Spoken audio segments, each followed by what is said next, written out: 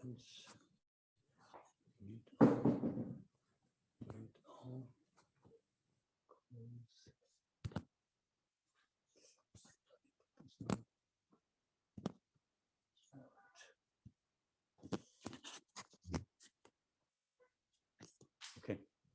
Thank you.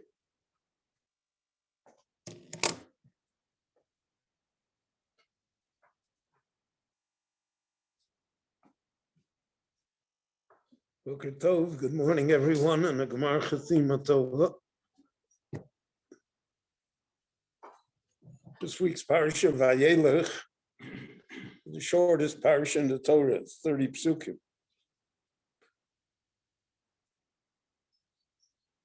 The Parsha fits in with the previous Parshas and with the succeeding ones as well. So that really one wants to get a sense of the Parsha, and one has to go back a little in the Chumash and go forward a little. So the Parshas of Nitzavim, Vayelech, Ha'azinu, these three Parshas are really one. And they are the Parsha that deals with the covenant with God, with the Brit. And the Torah never really explains to us what that Brit is or was. What Brit are they talking about? And then on Rosh Hashanah in the Zichronos, we emphasize Baruch Atah Hashem Zocher HaBrit.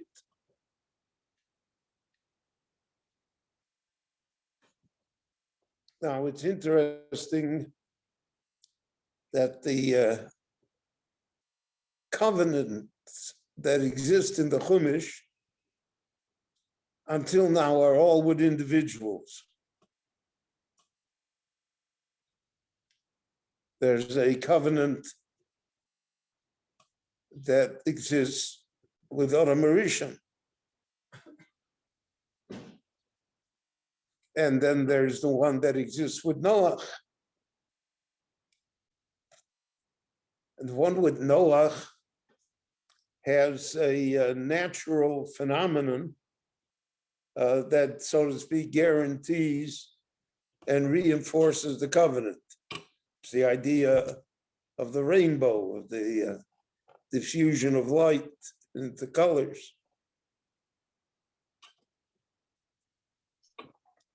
Then we have Avram Avinu has a covenant. And Avram Avinu, it's not only he has a covenant with God, he has a covenant, let's say we read it in the Kriya for Rosh Hashanah, with Avimelech, with the king of the Plishtim. In Tishkor li ulenini ulenechti. Avimelech says, you'll be loyal to me and to my descendants. The Talmud says 4 generations was what Avram obligated himself to. So that's a covenant with an individual.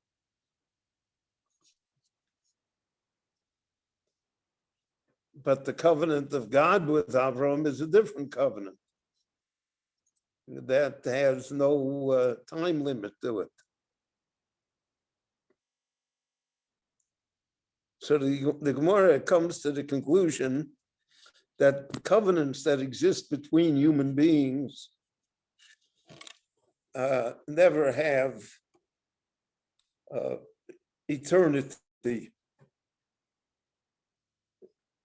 You make a covenant lasts X number of years and then it expires.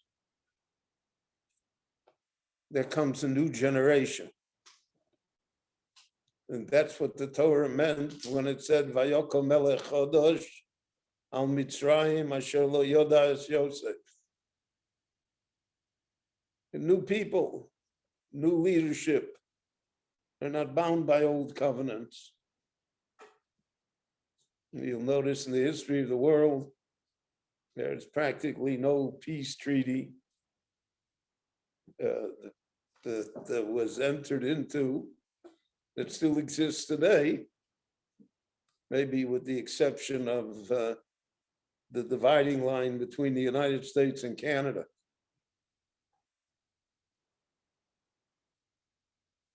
But all the agreements are subject to termination. Sometimes they're terminated voluntarily, sometimes they're terminated by force, sometimes they're terminated by events beyond our control. But these are not lasting covenants. So when the Ribono Shel Olam wanted to make a covenant with Avraham to prove its eternity, he made the covenant in his flesh. And that's why we call the ritual of circumcision a brit. Because the covenant that's made in the flesh of the person remains. It's a symbol of the fact that it is not temporary.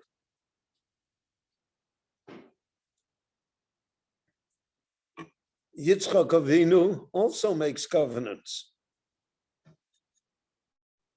Again, with Avimelech, with the Plishtim. And the Torah tells us that there were wells that Avraham Avinu had dug and that the Plishtim had confiscated and destroyed. So that the original covenant of Avraham with Avimelech is gone in one generation.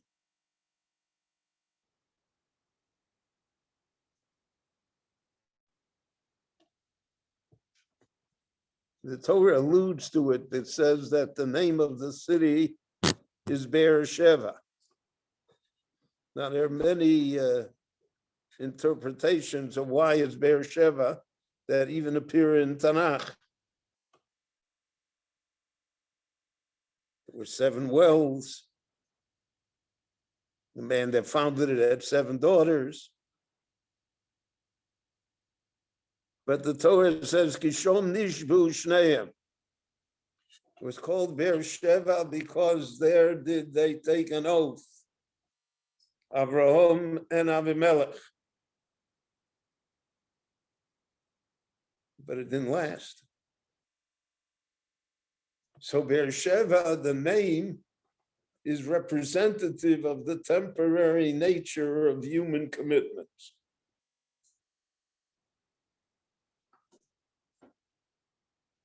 It's interesting that one of the customs that we have on Erev Rosh Hashanah is Hatoras Nedorim. We cancel our vows. Then we're going to have Kol Nidre.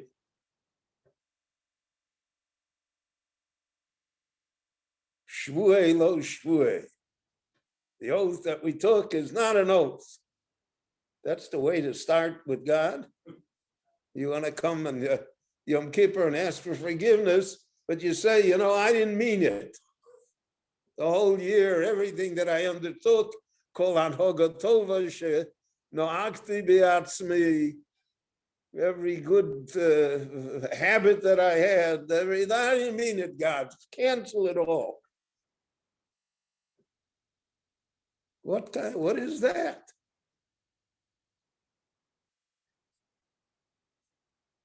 So again, the idea is to show that human commitment is temporary. And therefore, Chazal said, Al tamin bi'atzmecha ad yom motcha. Don't trust yourself.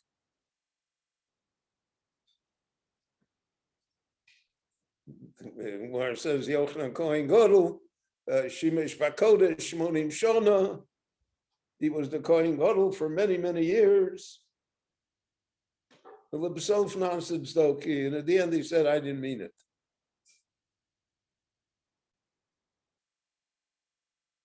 The old bitter joke, that I shouldn't repeat it in the Azares, you made sure, but that 2 people leaving a rabbinic convention one turned to the other and said, "But Izzy, what if there is a God?" You don't mean it.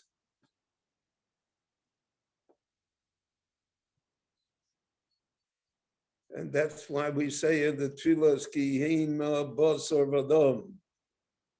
We are human. You can't trust humans.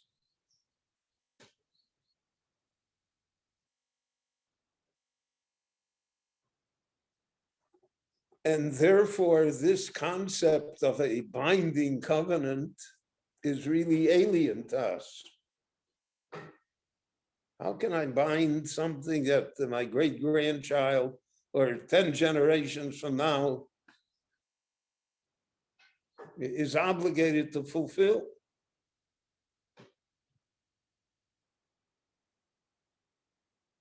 So the Meforshim say that we obviously don't mean to. We don't control it.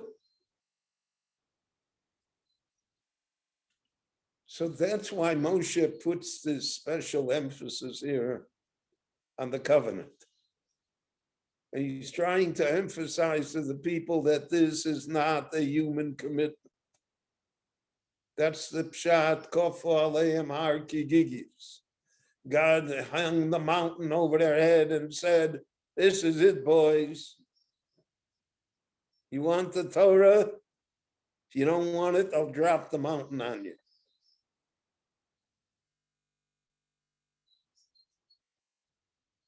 It's not a covenant that was entered into as the covenant of Abraham was, or Yitzchak, or Yaakov. The covenant of Sinai is of a different nature because it is not a human covenant. And that's simply the pshat and why they said Naaseh v'nishma. Why they said Naaseh first and Nishma later. Naaseh, we have to do it, right? We have no choice. Later on, the rabbi will explain it. Maybe he will, maybe he won't, maybe I'll like it, maybe I won't. But it's a covenant that is coerced upon us. And Moshe wants to emphasize that to Klal Yisrael, that it's inescapable. You cannot say on the covenant, "I'm sorry," kol nidre. Cannot say, "My commitment is not a commitment." We didn't ask you for commitment. You're stuck.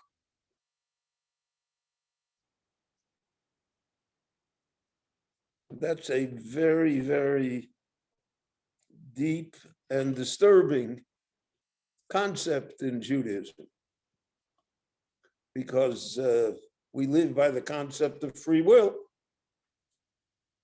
and that heaven doesn't interfere. Kol b'dei shamayim chutz mi'yer shamayim. And yet here we have a binding covenant that descends upon us that's inescapable. I don't want to sound too harsh, God forbid. But out of the millions that were destroyed in World War II because they were Jewish, not everybody was, so to speak, really Jewish or wanted to be Jewish or had any concept. What did they want from him?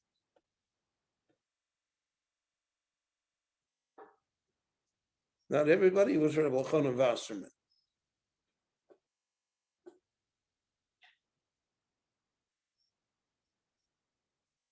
Not everybody made a speech al Kiddush Hashem.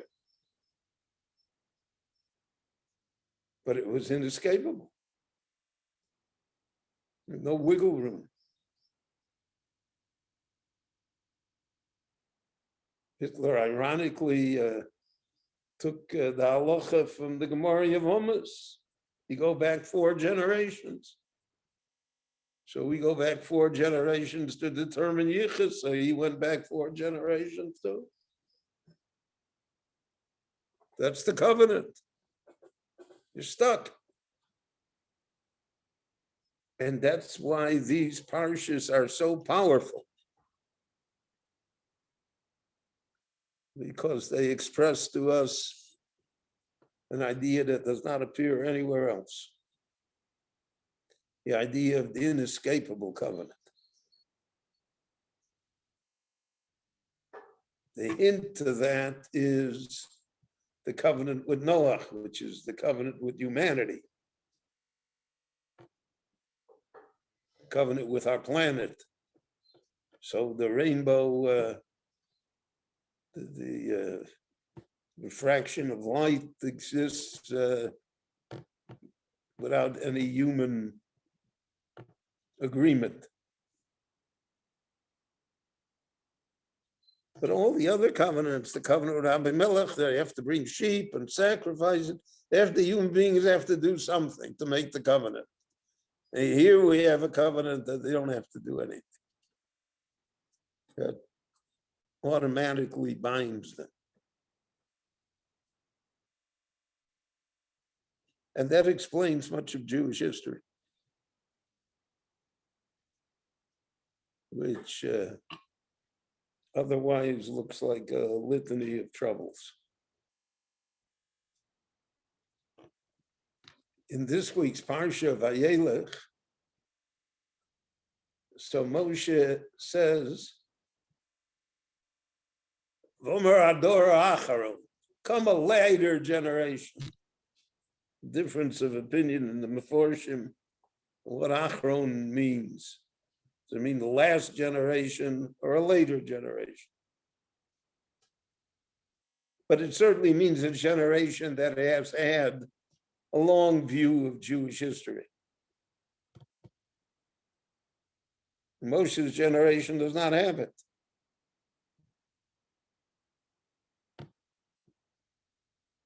Moshe's generation experienced Yetzias Mitzrayim in the 40 years in the desert, and now they're going to go into Eretz Yisrael. So it's basically the first act, but it's not the whole thing. And the Tanakh will develop what happened to the Jewish people, and then the Talmud will develop it. And then after the Talmud, it's the people will write about it and record it. So the Dor Achron has a long picture to look at, as perspective, hopefully.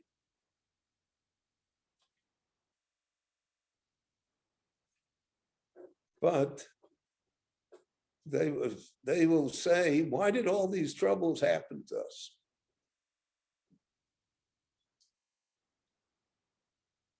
So Moshe says, you will say, Alo ki ein Eloha b'kirbi, krouni oro soile.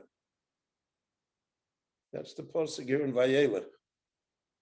Because the Lord is not in my midst, therefore all of these things happen to me. So the Malbim in his great parish, the Chumash,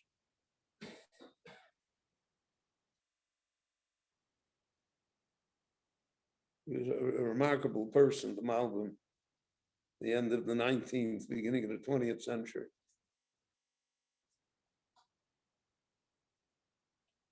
He was a Rav that was driven from every rabbinic position that he held.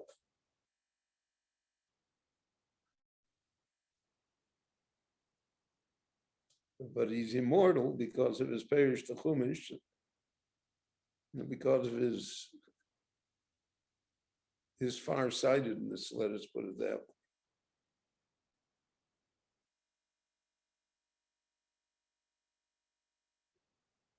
So the Malbim says as follows: Alo ki ein Elohai b'kirbi, krouni oro sa'ile. He says there are two ways to look at this pasuk.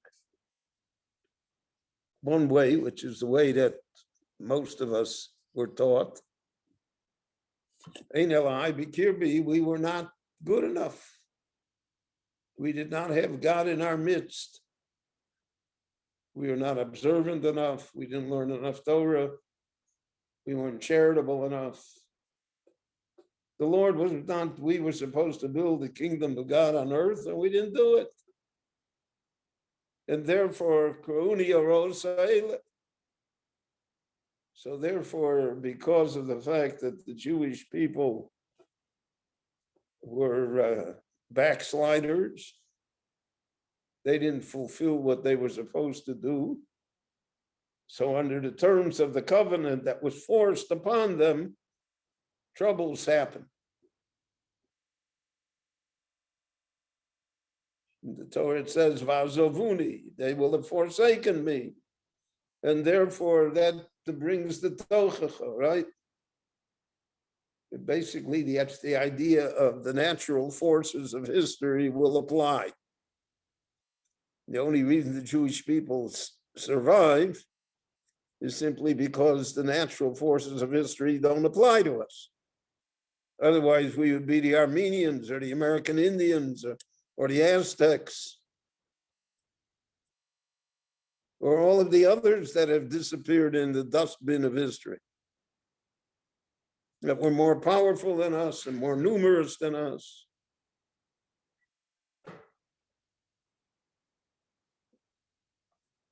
So it's only because heaven interferes, so to speak, in the natural force. And the Jewish people, sin, skiazavuni, they have forsaken me. They don't even know what covenant we're talking about.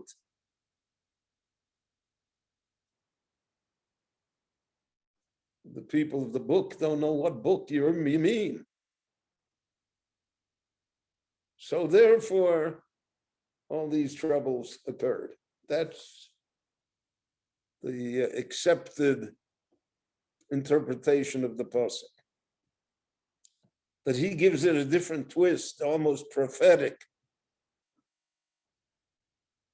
He said there will come a generation of people that will say, Alo ki ein Elohai bikirbi, that chas v'sholom, there is no God. That's why this is going to happen.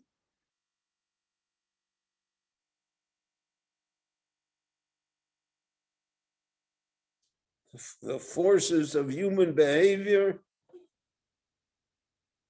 can be terribly destructive.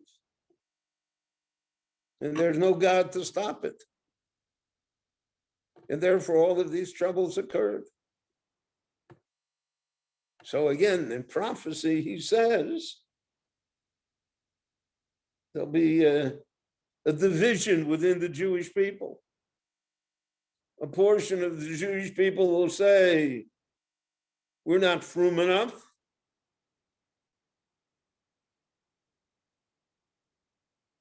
Talking shul and davening.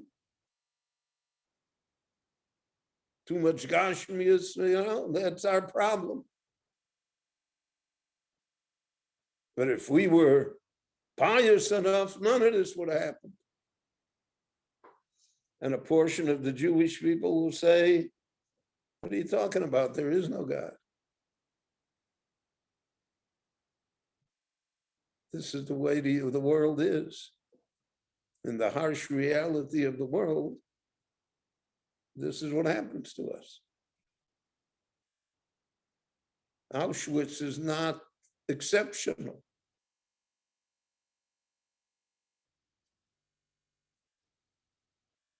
And therefore you will have, he said, this split in the Jewish world. Part of the Jewish world will demand more piety, and part of the Jewish world will deny everything.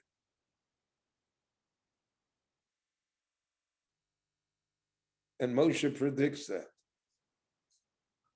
And Moshe says that's an inevitable result of the covenant. So the end of the covenant is v'zos habracha, that God somehow will bring it all right.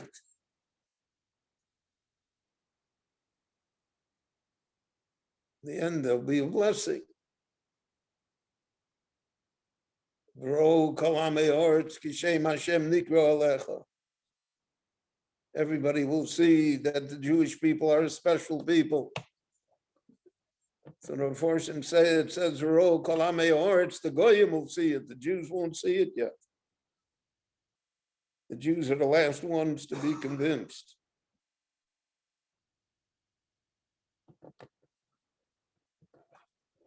And because of that, therefore, the Zos HaBrocha is the culmination of the Torah. It's the culmination of the covenant. And that is what Rabbi Akiva meant when he said that he rejoiced when he saw the destruction of the temple, because he said, until now, I didn't know whether the words of destruction were to be taken seriously. Maybe it's all hyperbole, it's exaggeration. But now that I saw that jackals can run outside of the Holy of Holies, so then I know that the redemption will also occur. So only if we understand Nitzovim and Vayelech and Ha'azinu will we come to the level of understanding the Zos HaBrocha.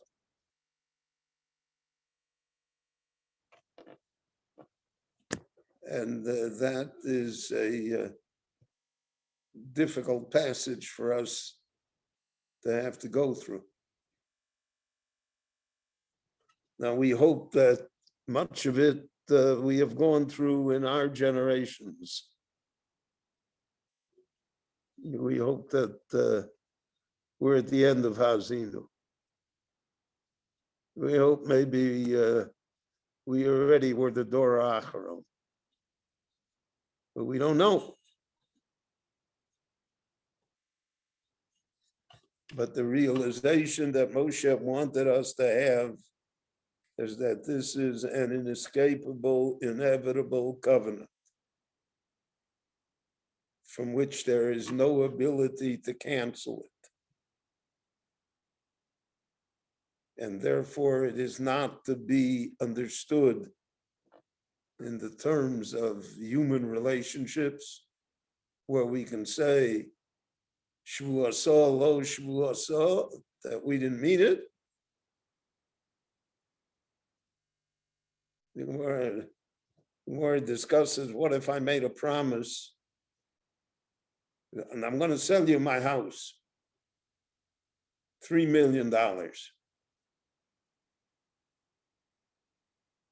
And then, and I shake your hand. I'm going to do it. And then somebody comes along and offers me $3.5 million.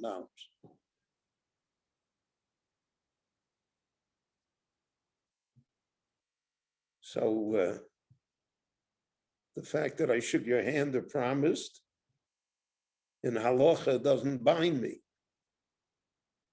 I may be bound morally, but I'm not bound legally. And $500,000, is something to consider. So I go back to you and I say, I said Kol Nidre on Yom Kippur, it's off. So the Gemara says there's a remedy for that.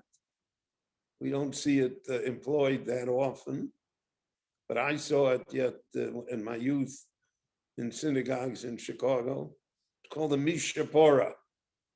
Mishapora was that in the middle of the laning of the Torah, the aggrieved party got up and said, so-and-so promised to sell me this house, and he backed up. He backed out of it. So Mishapora, the Rabbanu Shalom who paid back all the Rishoyim should pay him back too. Okay, so that was the remedy. Did it help? Maybe. No, the Mishapora worth $500,000.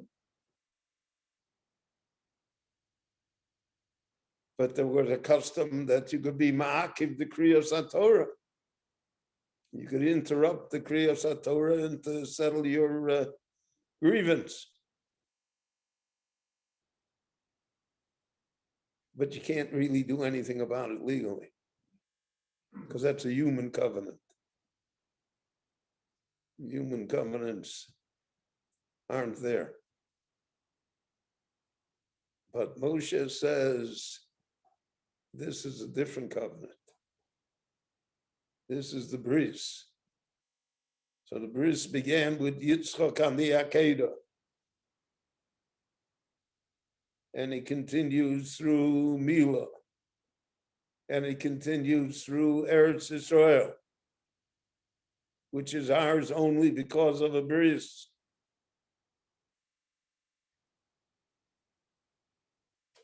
And the survival of the Jewish people. And the Torah, which was given through a bris. And Moshe points all of that out to us. And therefore, that is the window upon which we should gaze, out of which we should gaze when we look at the story of the Jewish people. And we should see on the horizon, coming nearly, and soon, the Parsha of Vizos HaBrocha, which is the culmination of the Brit. And that's why we say on Rosh Hashanah, Baruch Atah Hashem Zocher HaBrit. The covenant is still here. Didn't go anywhere. And that is for us a comfort beyond our understanding. So I want to wish you all a Gemar Chasima Tova. It should be a good and healthy year for everyone. And I appreciate all the friendship and Kol Tuv Sela and Shabbat Shalom.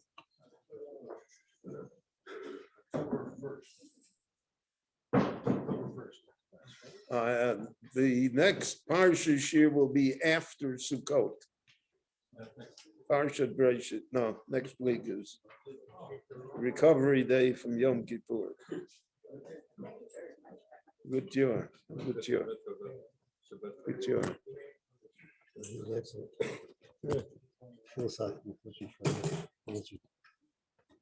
Jews who founded slavery, and they weren't particularly